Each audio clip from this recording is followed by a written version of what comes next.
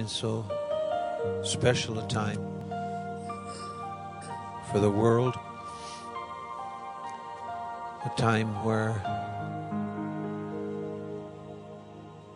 the things that God has prepared from eternity are beginning to come to fruition. The times that have been growing since eternity. The times of man, the times of the world, and the times of heaven.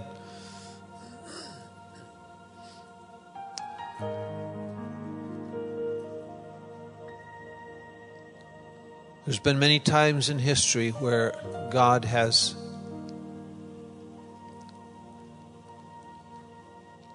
completed and begun. When the past has come to cease and the future was born.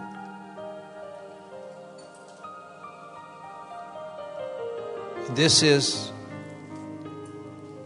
the birthing of a time like that for several years. We might not be aware of it, but the spiritual activity in the world is so strong.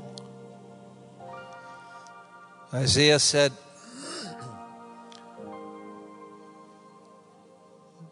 the Lord says, behold,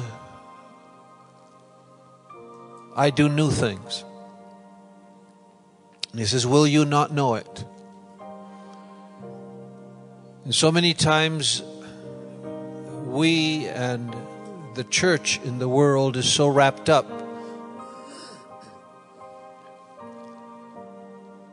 in itself that we are not aware. We do not know what is being developed beyond our sight. The things we see, the things that worry us, because the works of the enemy are always visible, clearly visible. But the works of God are in secret. Until the time comes and everything changes. And that's why we are so prone to see the work of evil. And so hard for us to perceive God in the midst of the workings of evil. In our own lives, we are aware of things that come to us or happen to us or are happening around us. And it's like that is the reality, the powerful reality,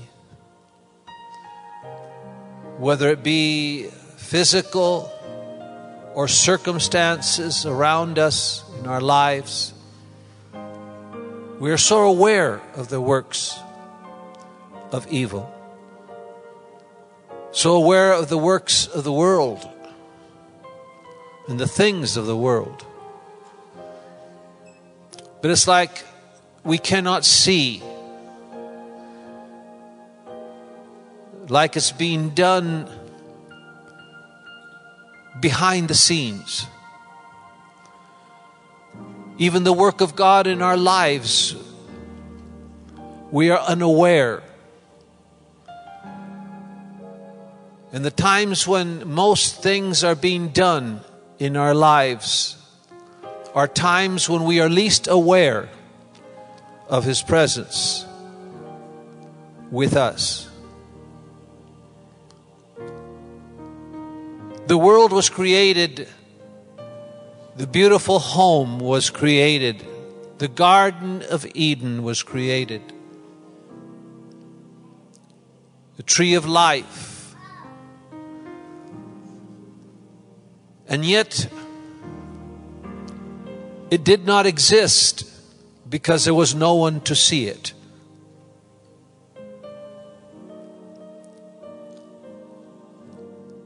Adam was created, but he was not aware of everything that God had created. He could not see, he could not smell, he could not touch. He was not yet awoke. And then, after God finished that incredible creation of his body and blew the spirit of life into him, and he awoke, he became aware of his surroundings, became aware of all that God had created, became aware, perhaps as he stared in a pool of the rivers of Eden, aware of his own self, until he awoke. It's a word that they're using a lot now about being awoke. And so many times we are not awoke. We are asleep. We are alive, but we are asleep. We do not see what actually is happening. And God's desire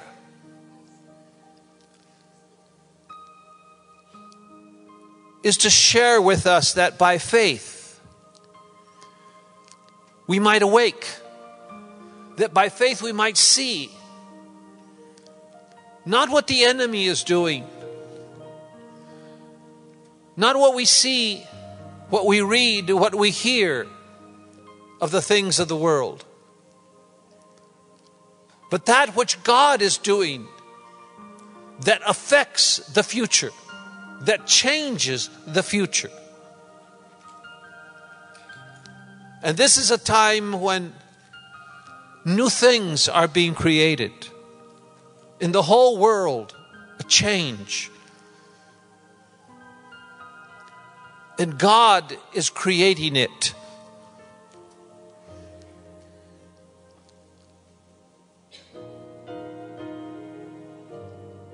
The devil is not and has never been in charge. He has always been present in God's creation to try to destroy. But he is working in us. He is working in his church. He is working in nations. It's a time of such a flurry of activity.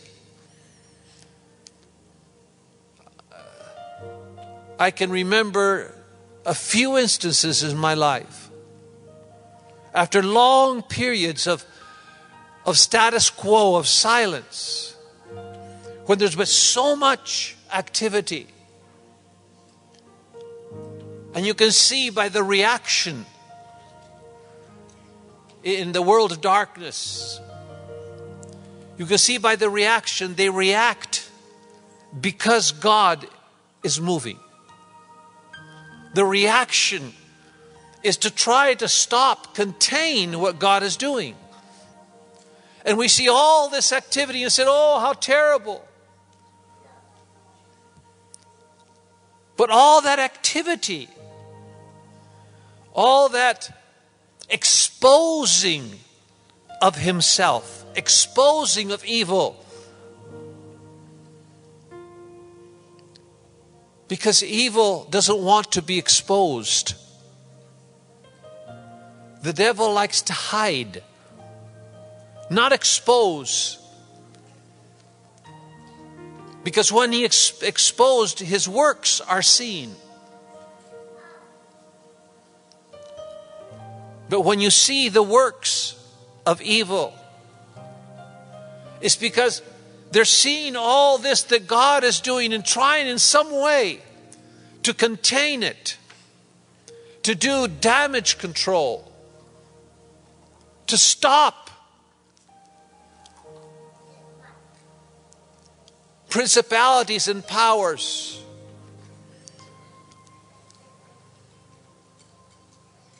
Know when their time has come.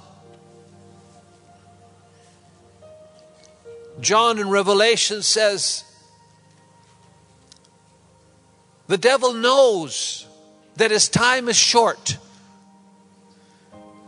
And that's why he comes into the world with such anger, such violence, because he knows his time is short. He is to be bound. The principalities are being prepared to be removed. The powers must concede to the changes God is bringing about. And those changes are changes that, like I said, from the very beginning have been in God's plan. And they can be seen in the prophecies of the prophets. They can be seen as God has shared His plan. Short term, medium term, and long term. God is moving by His Spirit, as the old hymn says, moving over all the earth.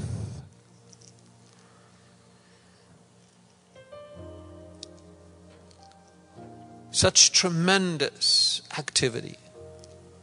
God is shaking. We are living in a time of shaking of our nation. We see the movement, the changes, the anger, the violence on one side.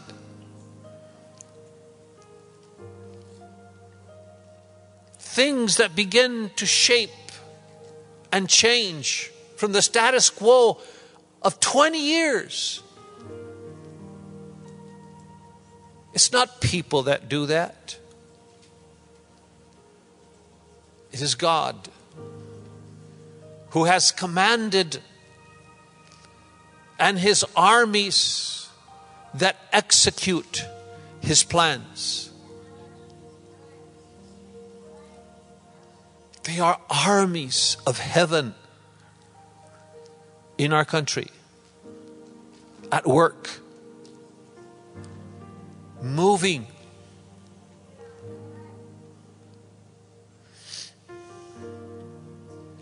I know many of you are praying for Argentina, the coming elections. God has prepared already. Not only is decreed what will happen, but what will happen after what happens.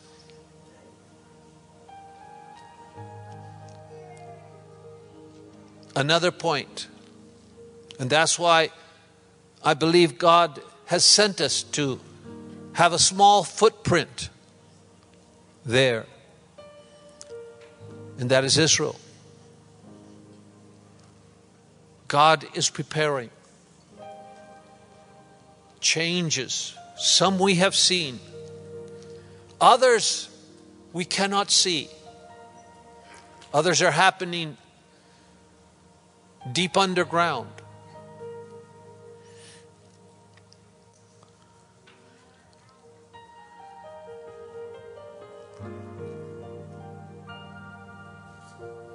There's a burden because there's a big battle that has been going on and is coming to its birth,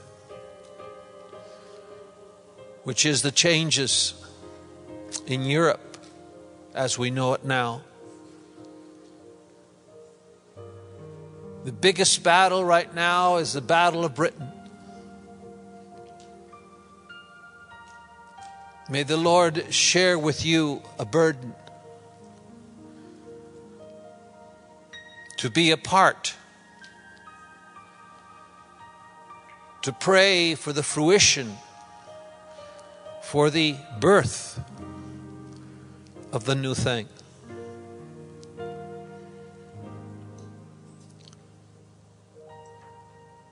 And also, I'm sure many of you are burdened, and if not, you should be, with our country. And letting God share with you His work, what He is doing. Do not look. Do not be bothered. Do not be burdened by the works of the evil one. Be aware of them. Be very aware, because they indicate the battle lines where the activity is where God's armies are. But let that be the only reason why you are aware. To have the burden to share in the spoils of having been in that battle.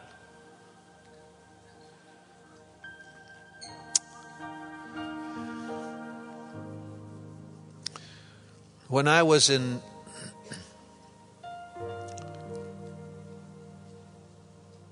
France,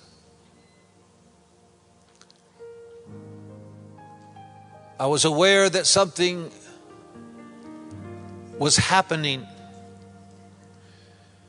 in Israel that God was doing. This trip of mine to Israel was very different than other trips. The first trip we made with many of you that were there, we prayed every day for Israel. Then we shared in what God was doing and what would soon be revealed. With the embassy in Jerusalem, the declaring of Jerusalem the capital, recognized by the United States.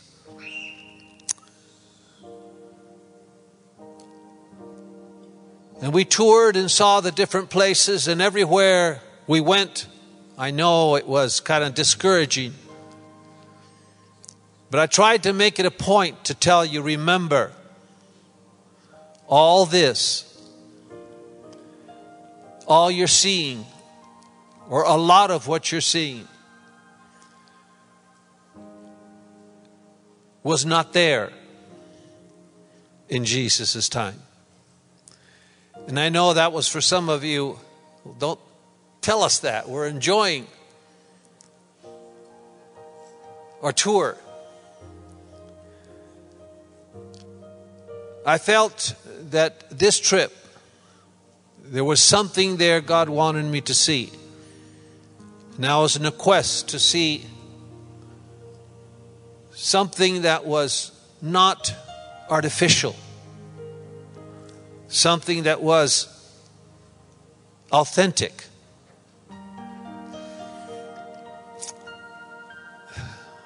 I'm going to use a phrase, please do not be offended by it. But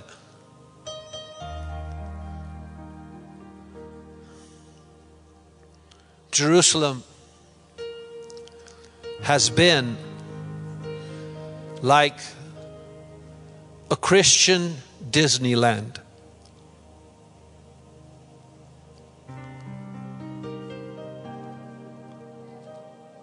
Where everything you see there is real, but it's not really.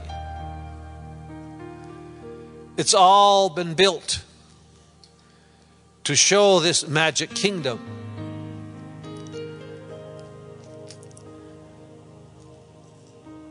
And I was aware that something was happening.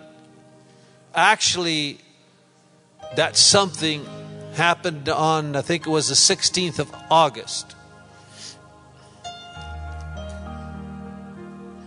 I spoke to you last week about one of the two things that were special to me in this trip to Israel. I spoke last week about Shiloh.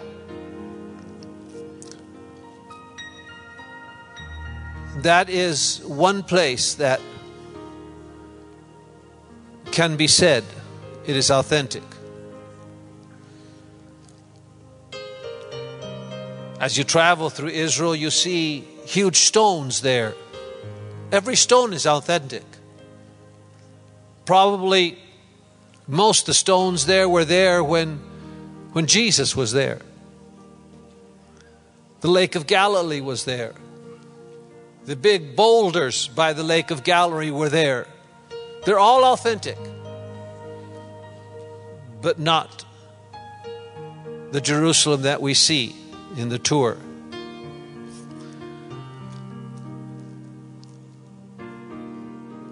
All over Israel, you'll see digging.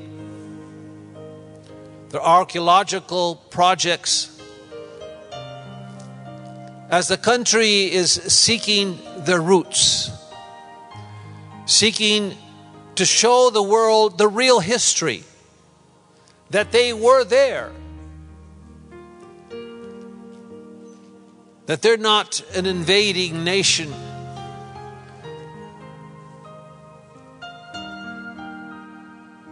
taking away the land from the Palestinians, which were immigrants. And so there's a feverish pace of digging. People come from all over the world, and young people volunteering to help.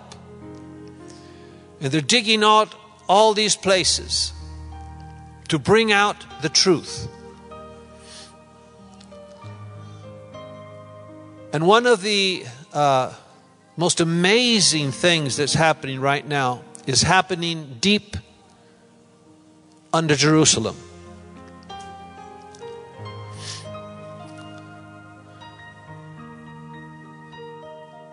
As I walked once again through Jerusalem, not to tour, but I went to get something that somebody had asked me to get,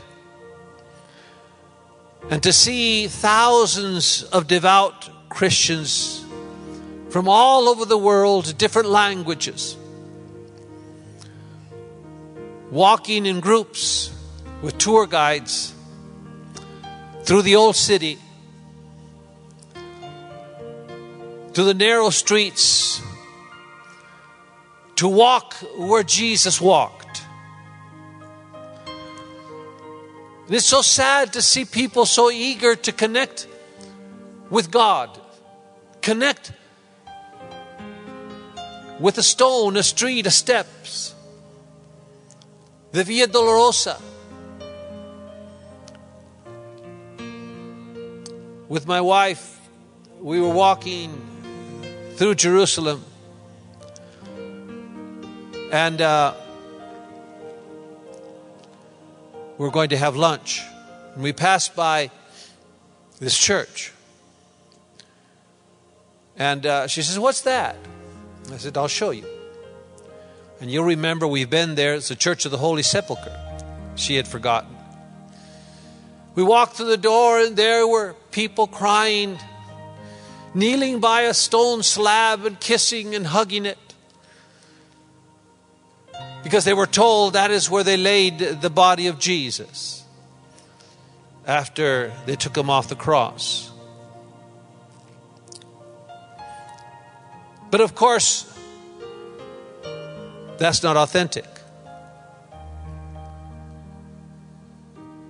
The road, the Via Dolorosa, is not authentic. The tomb of David, the upper room on top of the tomb of David almost, is not real. In the Byzantine era, they decided that had to be the tomb of David. So let's make the upper room right there close so they can connect the seat of David, and so it became a holy site that everyone goes to visit.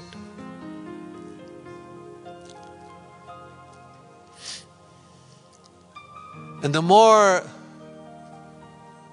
you see, the more you realize that a lot of it is not real. The Western Wall. Supposedly the tour guides tell you that is the last remaining wall of the original Temple of Solomon. No, it's not. The Western Wall is when Herod decided to make a huge temple where Solomon's temple was. Much bigger, much more beautiful. He had to extend the plateau. So he brought a lot of dirt and made it huge. Extended the flat top. And as he extended the Temple Mount, he had to build retaining walls to retain all that, the pressure of the dirt.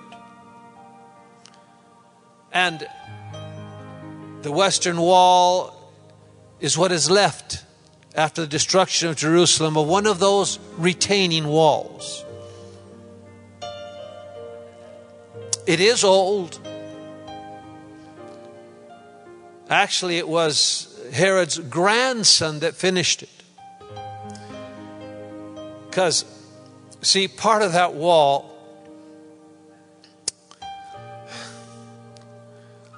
they found in the base of it Roman coins from the time of Jesus, which means it wasn't built up yet.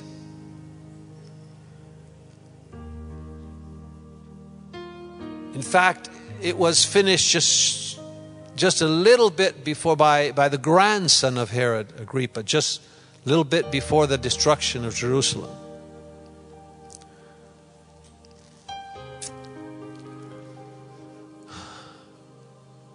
Yes,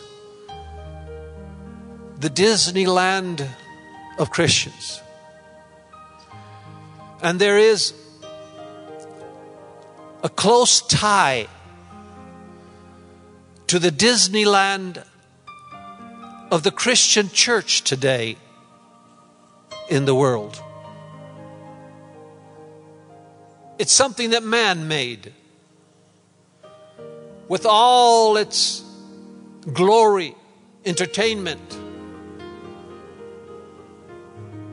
like the cathedrals in Rome. So far from what the church was meant to be and was. A big Disneyland where people go, are entertained, buy their tickets. And yet, it's not real. It doesn't touch the heart. It doesn't change the life.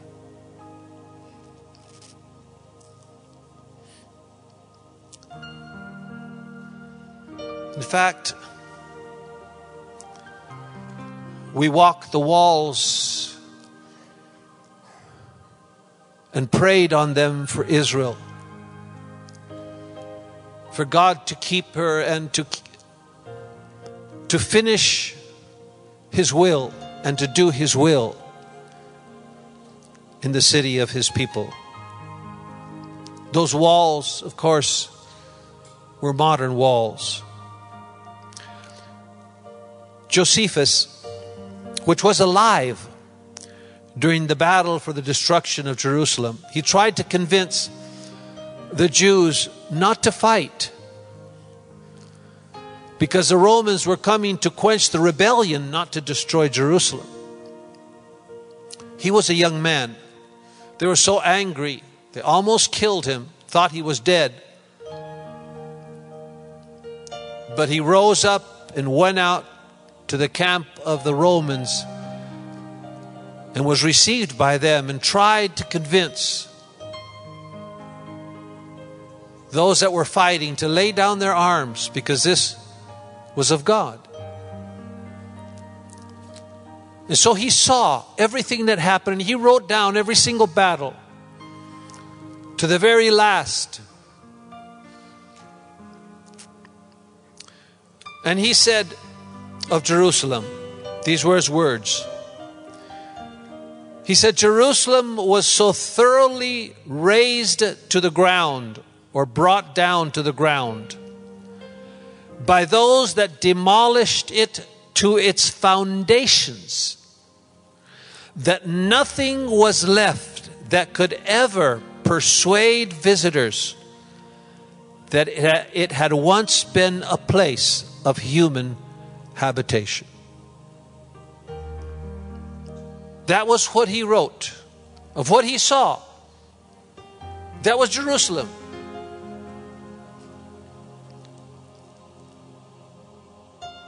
It was built and destroyed, invaded by armies, destroyed by Romans, by Ottomans, in the Crusades, destroyed and built. In fact, the Romans were so keen to destroy this new religion called Christianity that they did everything they could to try to erase every site that Christians regarded holy. The cave of Bethlehem, the Holy Sepulchre, the Garden Tomb, every place that was special to the Christians, the Roman made a point to erase it. And in many cases, and this was a great mistake, they built a temple in those places. And by doing so, they inadvertently gave us the rough coordinates to where it was. In fact, in the pool of Bethesda, that the Romans knew it had healing powers. They knew many people were healed when the waters began to move. So they built a great temple to the god of medicine. And so the pool of Bethesda is one place that we know it's pretty well close to what it was. And there are several places that we can say, hey, that's close.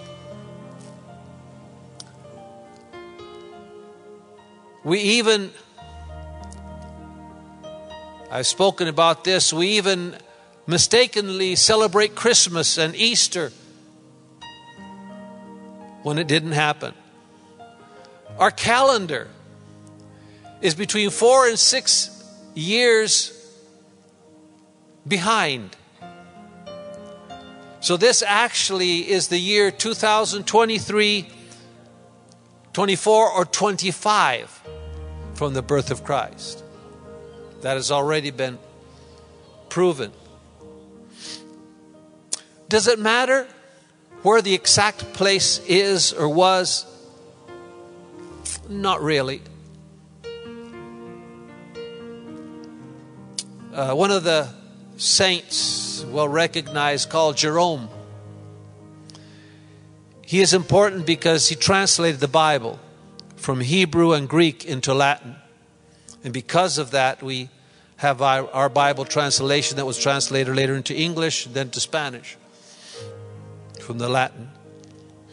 He said, we cannot tie down to one small portion of earth him who heaven itself is unable to contain. So it's like you seek for God in a spot and said, here's where God was born, in Jesus Christ. You see, you can't contain to a place that which heaven itself cannot contain. And God, in a sense,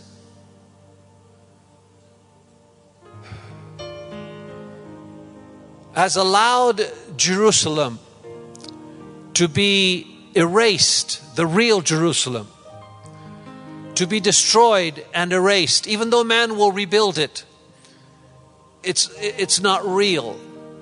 The real is gone. Perhaps one of the reasons is so we will not look to the earthly Jerusalem, but to the heavenly Jerusalem. In Matthew chapter 11:25, Jesus said,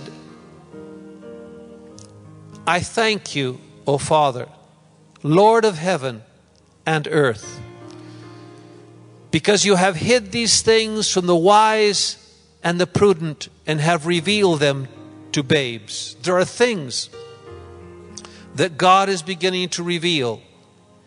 So, what is real and what is authentic? Is there anything that we can say in Jerusalem that's authentic?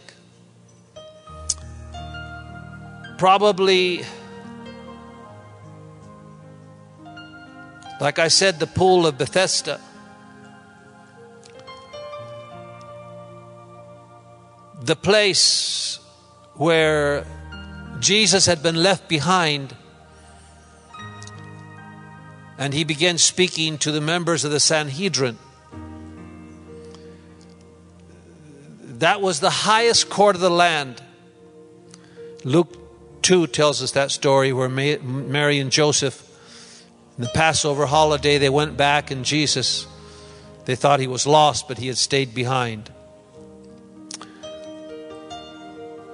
We know that it's somewhere on the southern end of the Temple Mount,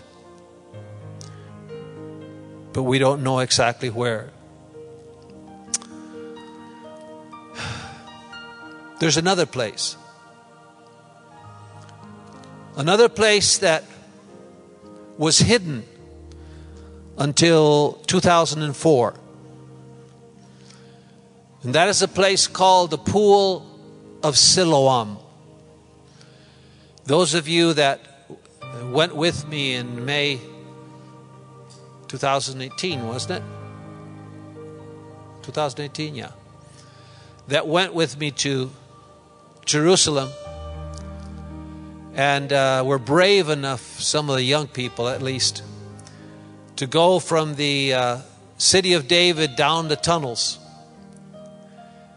Hezekiah's tunnels. How many of you did that? I did. And you came out. Remember that where you came out?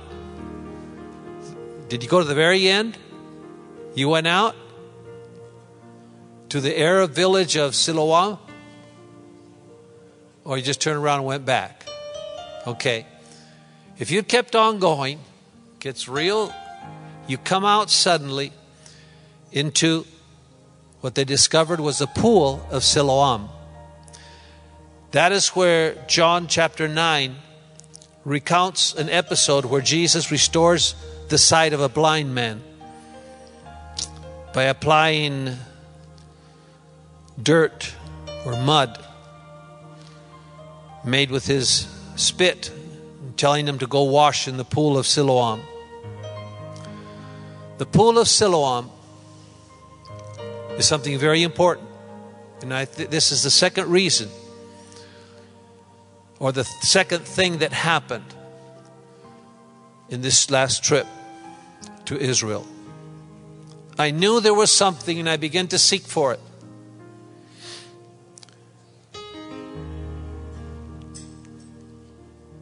And this is what happened.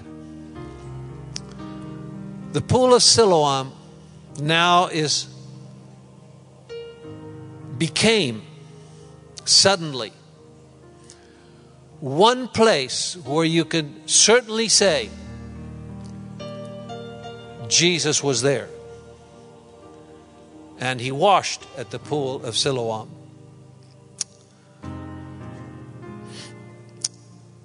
In 2004,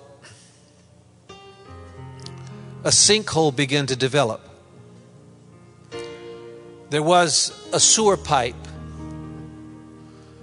that broke, and the water of that pipe began to seep down, make mud. The ground began to collapse. They realized there was a broken pipe. So they sent workers to fix the pipe.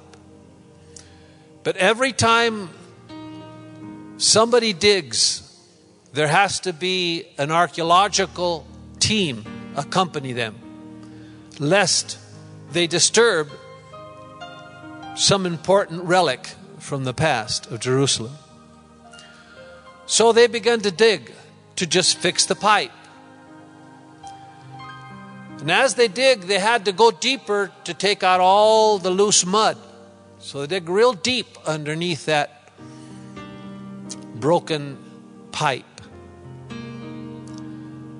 And they dug until their digger hit something solid. And so they dug around it, and it was a rock. But not any rock, it was a hewn rock. It was, in fact, 24 feet long or wide. They didn't know. And it was hewn. And it was worn down. And it was connected to the pool of Siloam that they discovered as they dug.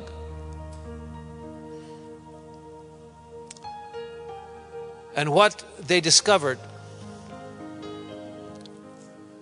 was what is now called and was inaugurated by the U.S. ambassador to Israel. Just a few days before I got there, was the Pilgrim's Road, called the Pilgrim's Road. Its significance was tremendous, because every person, every Jew that went up to the temple had to start actually in the pool of Siloam. That was, you remember those that went to camp in Spain, the mikveh. That was where they had to wash before they went up to the temple. The Pilgrim's Road was a road that was about between 600 and 700 meters, which would be, 6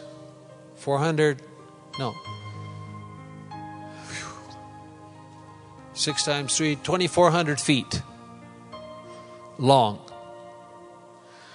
It was where everyone walked up.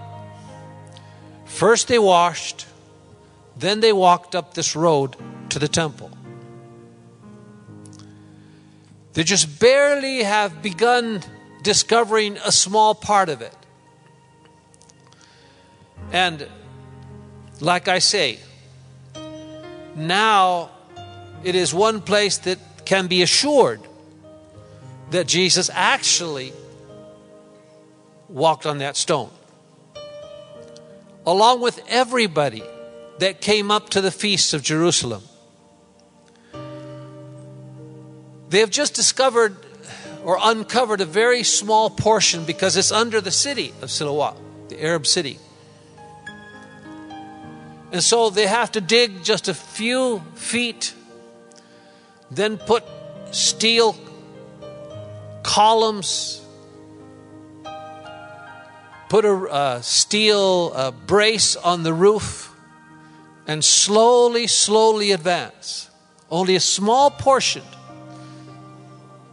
has been reached, and that's what they inaugurated.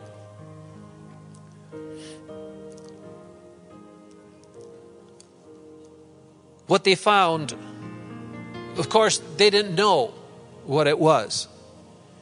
But as they begin to dig it out, they found that road was, like I said, 24 feet wide, and they had a couple of steps and then like a platform where people could stop. And all on the sides of the road were the remains of stalls. It's like going through a market. They found remains of animals for sacrifice. They found date trees, palm trees. They found seeds inside of broken vases. They saw the burnt remains as the Romans burnt it all, that road, then covered it all up deep with dirt. And these palm trees, they discovered, were male palm trees. In other words, they didn't give dates. And the reason for the male palm trees, they were for shade.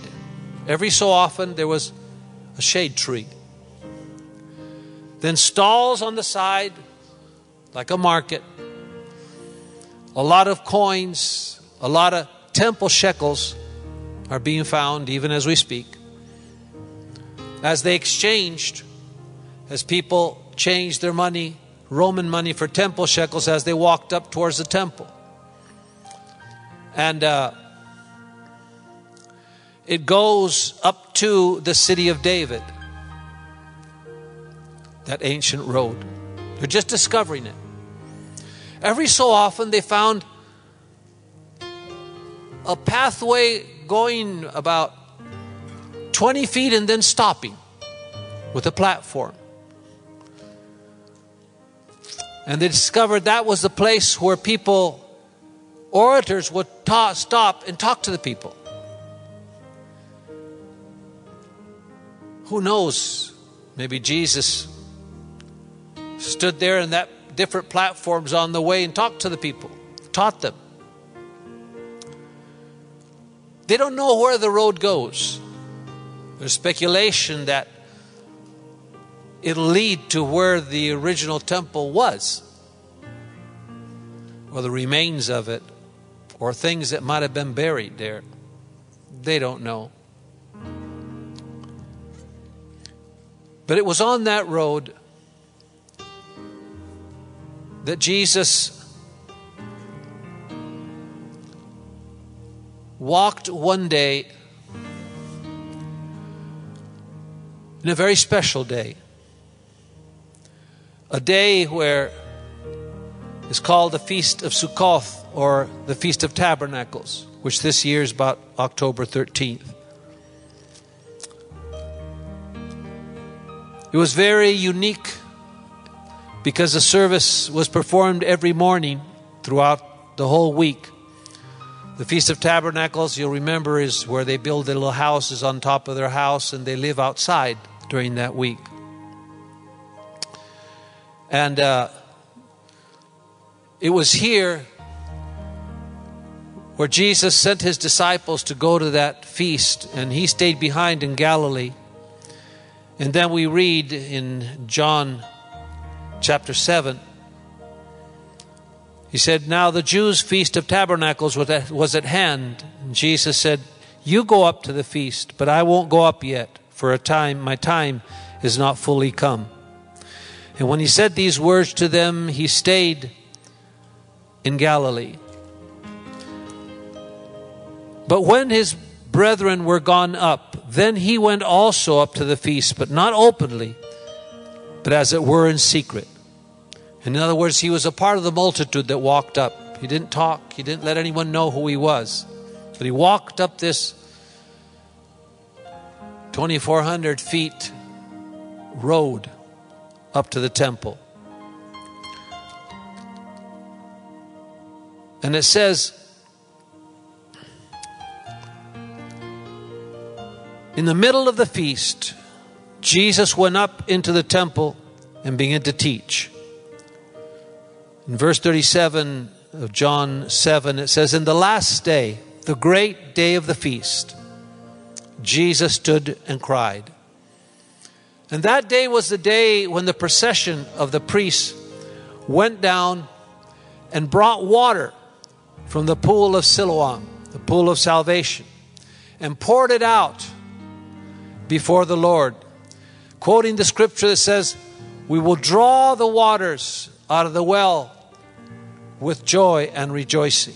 And all along that long steps or wide stairway, they would be dancing and rejoicing as people rejoiced in the Feast of Tabernacles.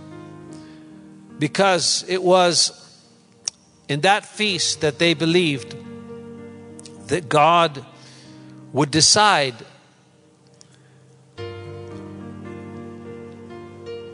His blessing of rain upon the people in the beginning and the time of harvest. The latter rain and the former rain. And it's a time of dancing on those steps and rejoicing. They would carry torches at night and dance at night, accompanied by harps, stringed instruments, trumpets, and cymbals. In the scriptures that accompany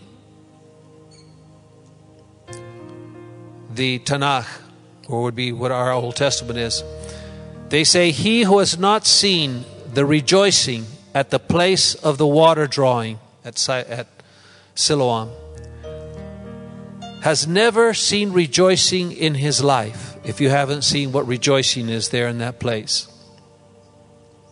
And it's there where Jesus stood and cried, if any man thirst, let him come to me and drink. And he that believeth on me, out of his innermost being shall flow rivers of living water. And this, he cried out, which means he shouted as they were pouring that water, saying, I am the living water.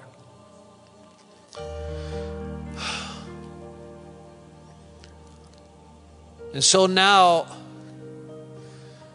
of course, when I tried to go,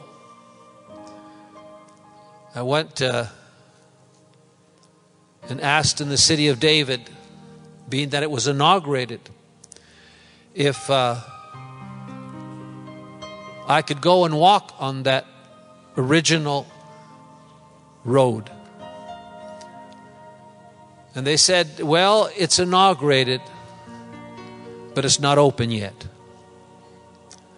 And so you're invited, when it's open, to retrace the steps from Siloam, not have to go through all the tunnels of Hezekiah's tunnels, and walk up the highway that goes to the temple. Everything is happening in special times. This didn't happen before. What is this looking forward to? Why? Why is the pathway up to the temple been discovered and they're digging it out? Why now? Why did it survive? Those are questions that I don't have answers. We can only speculate. But I do know one thing. That, like I said in the beginning, the church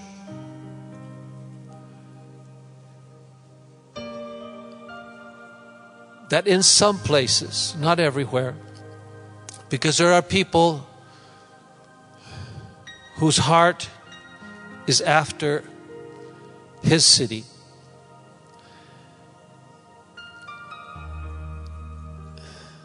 Sadly, it has become as a theme park. And we must be keepers of the real Jerusalem. We must not in any way fall into the sleep of church, but be woke to the reality of what church is: communion, fellowship. And ask, where is not the new ways, not what the church today or for decades or centuries, even back there to the Dark Ages, has said the church is supposed to be, but where are the steps that come from Siloam? Where are the original stones where we must walk?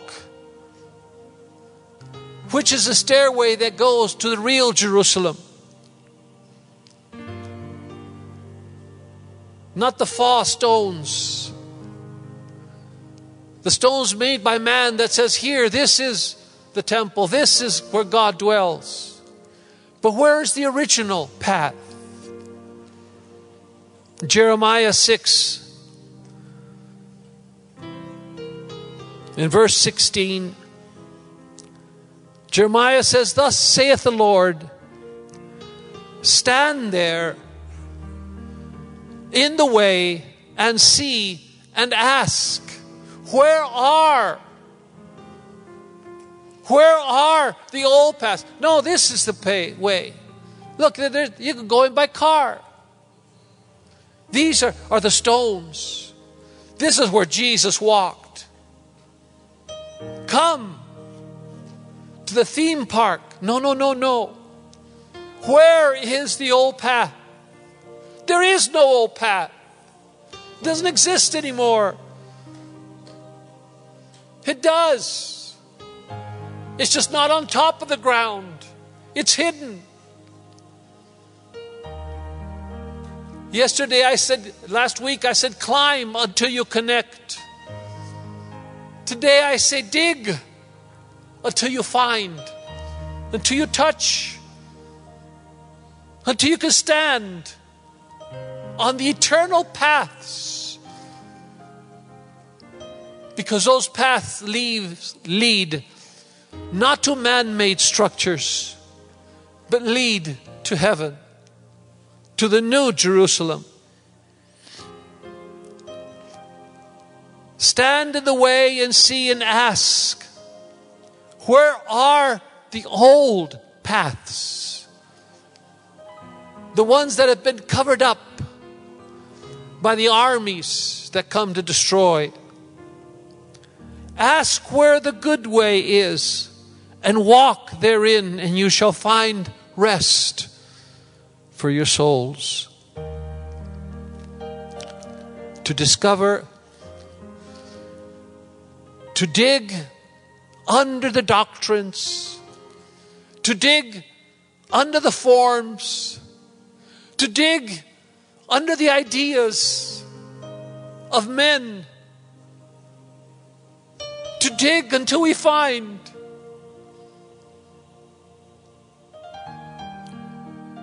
the path that leads to rest, that leads to His holy temple, that leads to relationship, communion, rest. Let no one tell you this form, that form, this idea, that idea, this prophecy, that prophecy.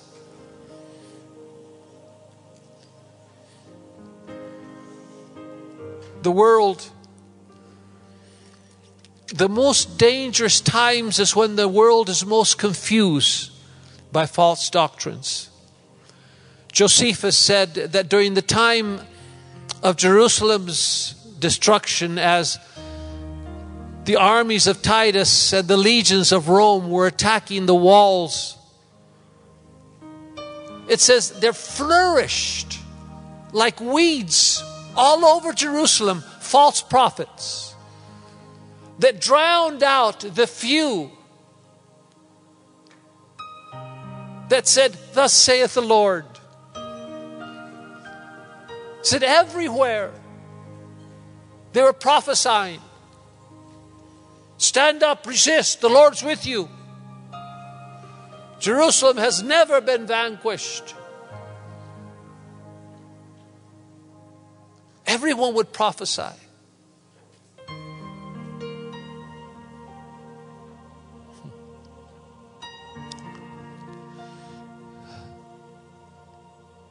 But there's a road. A road that leads to God, to Jesus. Hebrews 12 tells us, verse 22, "You've come to Mount Zion, to the city of the living God, the heavenly Jerusalem, to innumerable angels, to the assembly of the firstborn, to God, the judge of all, to the spirits of the righteous made perfect, to Jesus, the mediator of the new covenant, and the blood, the sprinkled blood that speaks a better word than the blood of Abel." Here I want to add something about the pool of Siloam. The road that led to the temple had to begin with cleansing. You cannot walk on that road and reach the heavenly Jerusalem without the blood that speaks better, without the washing. And that was the beginning of the journey. Every time we come to draw near unto God, let us examine ourselves. Let us stop. Just like you would wash your hands when you come in from outside to sit at the table. Stop. Even before you offer prayer, praise, worship, wash in the pool, in the waters, in the blood. Jerusalem. Jerusalem is not here on earth. God said that very clearly. It's a heavenly Jerusalem. Even Abraham, it said, knew that. It says in Hebrews 11:10, Abraham looked for a city which has foundations, whose builder and maker is God. Even Jesus said to his disciples in John 14:2, he says, in my Father's house there are many mansions. I go to prepare a place for you. In other words, he was saying the city is there, but it's being built. I will prepare, I will build a place for you. There's already many, many places. It says mansions, but actually it's dwellings. I know that when you speak about a dwelling place, we think about a house, picket fence, lawn. But I don't know if our spirits, if that's dwelling places for our spirits. For our bodies, yeah. But I think we're going to be surprised what heaven is like. Anyway, the word here, dwellings, mansions, is actually dwelling places, places where we can inhabit. I go and prepare a place. The heavenly Jerusalem, I believe, is being built. Our dwelling place is being built. A place for us to dwell. And as we walk towards the heavenly Jerusalem, as we live this life, everything that we do, that we believe, that we suffer, everything is a preparing. Is as if we were sending materials from earth by our obedience, by our prayers, by our faith, is being built, is being prepared. That city that has been growing leaps and bounds. Sometimes in history there have been less houses being built. Construction slowdown, you can say. In other times, it's just been a lot of habitations being built. And God, if you want to see the finished product, you'll have to go to Revelation chapter 21, verse 9 through 27, is where Jesus, in his Revelation book, Revelation of Jesus Christ, it says that he said, I'm going to show you the finished Jerusalem. And we see the climax, the end of the book of Revelation is a vision of the finished heavenly Jerusalem, a jeweled city of light.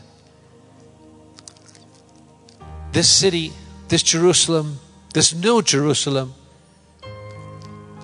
is the eternal city of God,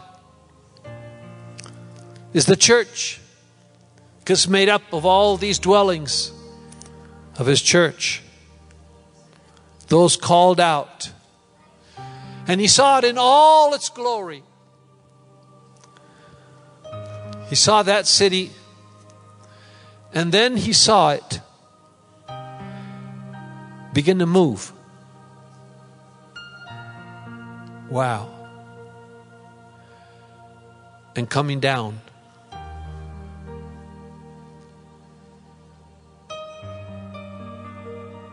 When the time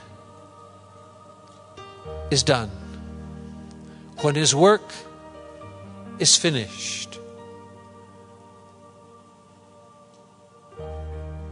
when the swords have been beaten into plowshares, where war is no more, when the Prince of Peace takes over, oh, what a day that will be.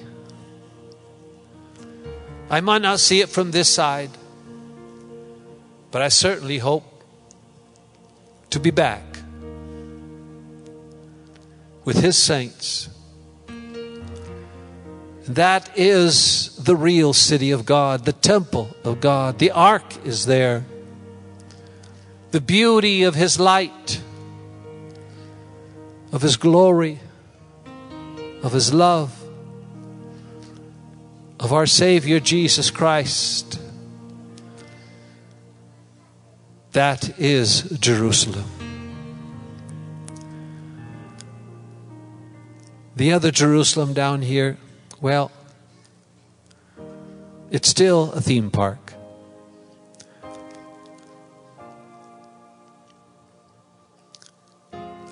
But that's where God has sent us with a purpose. So pray for Jerusalem. Pray that His purpose will be fulfilled. Pray, keep praying for the United States. And pray,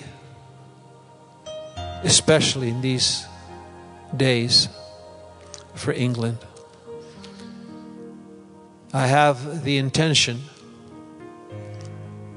of traveling and being in England the last week before October 31st, when the Brexit is supposed to happen. Try to somehow be there in that final battle. And so pray for England. It's one of the important spots in the world today, because what happens there will affect the whole European Union, and the changes that must happen will happen, but England will be the first one to make it happen. And I know some of your hearts are linked to England. Some of you were there at one time and know that it was a special place. And that special place has not ended yet. God has His purpose and is using and will use England to bring about a change. Father, I thank You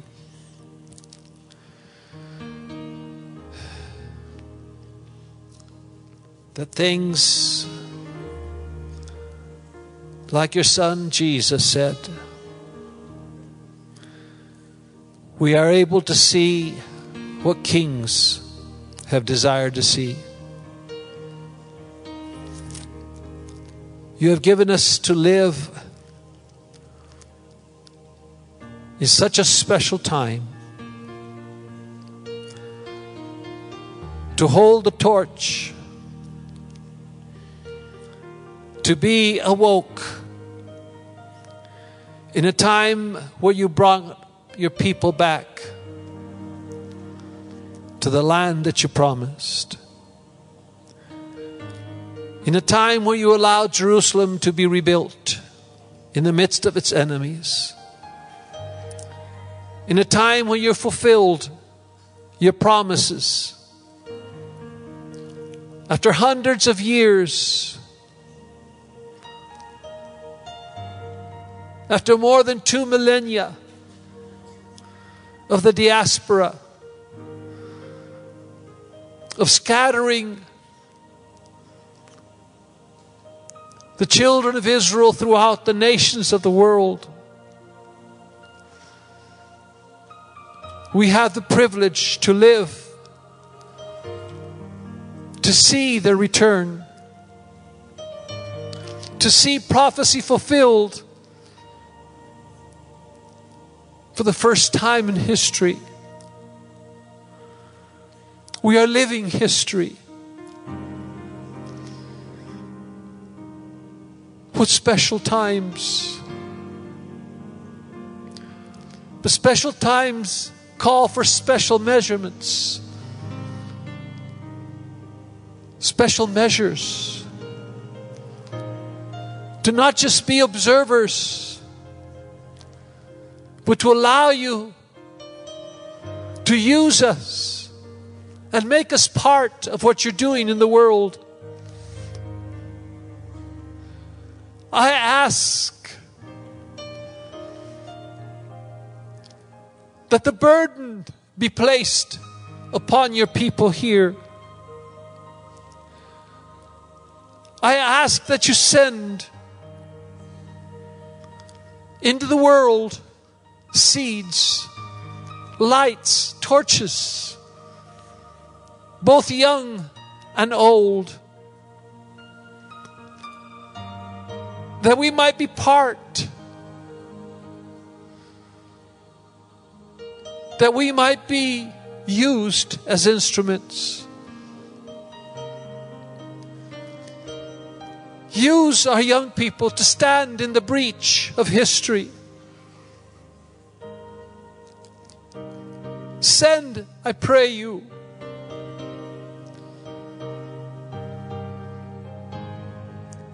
waters from this well that you have prepared, that you have visited, that you have blessed.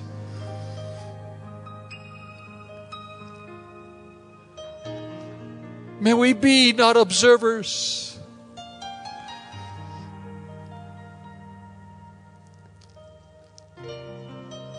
but that we might go into your vineyard and be as those workers of the last days, that we might not stand idle and see your works. Call, I pray, our youth. Call our musicians. Call our ministers. Call our worshipers. Call our intercessors. Call us, Lord. Use us.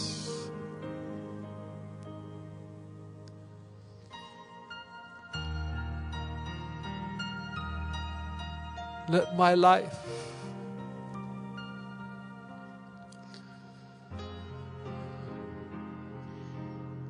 even as the body grows weaker, but may our spirits be strengthened. And if we can't run in battle, let us walk. If we can't walk, let us kneel.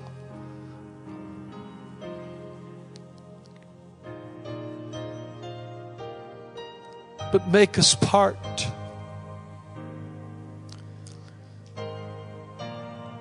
You share your heart with us. You share mysteries that we are not worthy to know. And I ask why. I don't know why it's your desire to share.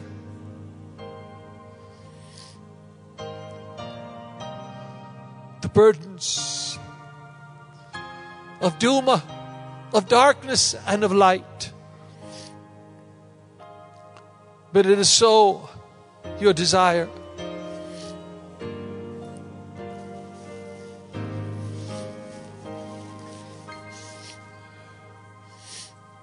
Thank you.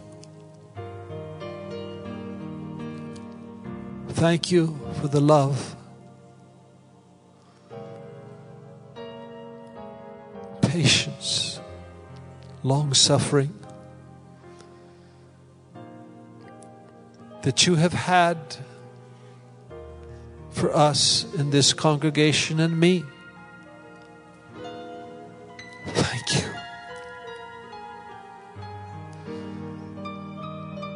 We are undeserving of such mercy.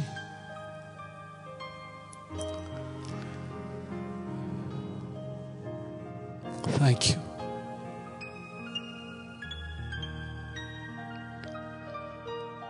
I love you, Lord.